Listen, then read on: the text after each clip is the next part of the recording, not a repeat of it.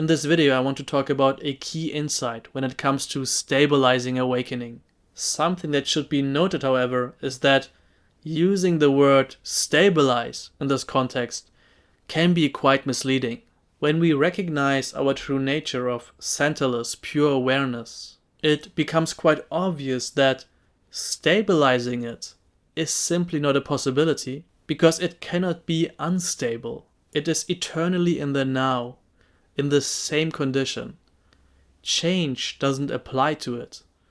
It is space-like in its nature, ungraspable, yet fully awake. It doesn't need to be stabilized, because that is simply what it is. It is already established in that full-on awakeness. So any attempt to stabilize it would really be quite misguided, because there is no need to stabilize it, and stabilizing it is just impossible. It cannot become more stable than it is. But having said that, we can still make sense of this attempt to want to stabilize awakening. We just have to be clear about what we mean when we say that. Like I said, stabilization doesn't refer to stabilizing your true nature. What it refers to instead is the stability and not falling back into fixation.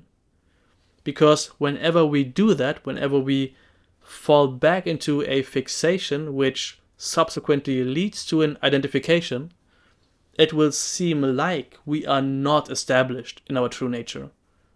It will seem like we have become a separate self, a separate experiencer in the middle of awareness, which somehow has the property of being aware. So again, stabilization in this context simply refers to the stability of not falling back into fixation. So having explained that, how can we actually go about that? How can it actually be possible to not constantly forget again, to become re-immersed again into this deluded experience of being a small separate self? Well, the first part is something which I have previously explored on this channel.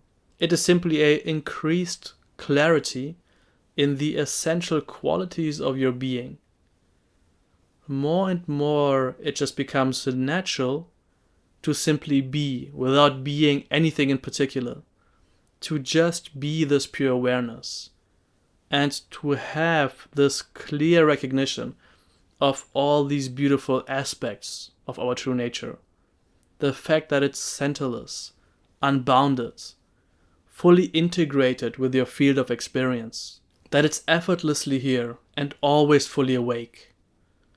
So in this sense, the fixation when it comes to the experience of being just fall away continuously, until resting in and recognizing your true nature is quite natural, effortless, and happening all on its own. So in this sense, we could call this first process, this first step, as a kind of stabilization in being. We can rest in true nature without falling back into fixation. So isn't the job done at this point? Well, not quite, because as soon as the body-mind becomes involved again with conventional reality, the tendency to fixate and contract again might very well be quite strong. Because we have this clarity in our experience of being, but as soon as we are involved in doing, we fall back into the sense of being a separate doer, a separate self which is now performing these actions and is involved in the world. So the fixation re-establishes itself, not in our experience of just resting and being, but in our experience of being involved in our doing. So here we might have to ask ourselves the very important question of whether it's actually possible to be fully involved with the world, but not be involved from the position of being a separate self, but instead to be involved from this clear recognition of your centerless nature of pure awareness. Is it possible for doing to arise out of this recognition without becoming a problem solver or protector or manager of experience?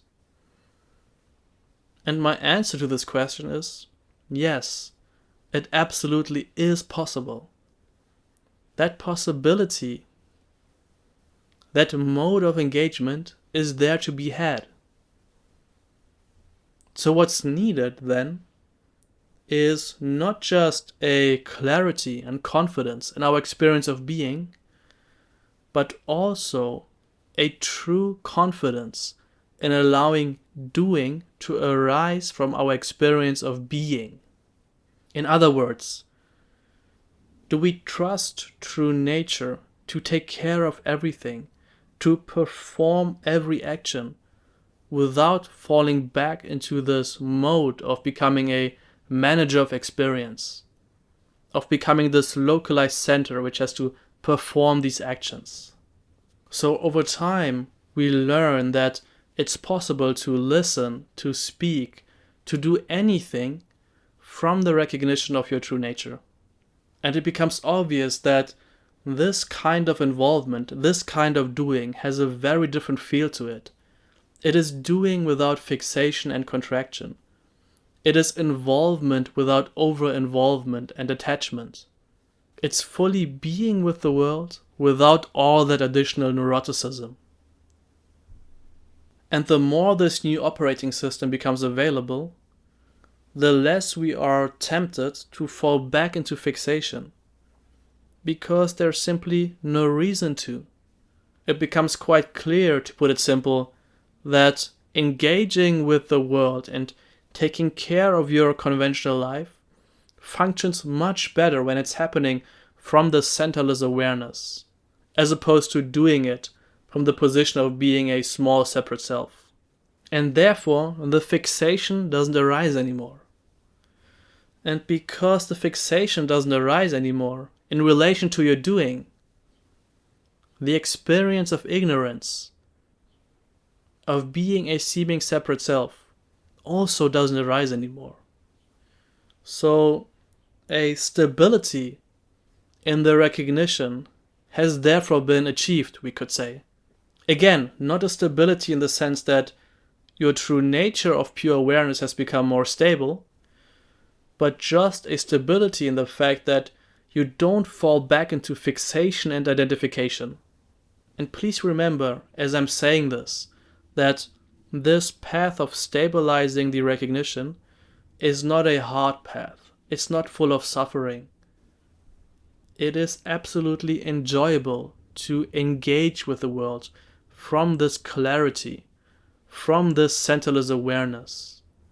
First, there's the clarity of the recognition, and then there is the totally involved embodiment. And the rewiring of the body-mind that happens through that is quite enjoyable. Life becomes fun again. Passion can arise, love can arise, appreciation and beauty. And again, all that's needed is simply to recognize your true nature, rest in it, and then allow your actions to come from that recognition.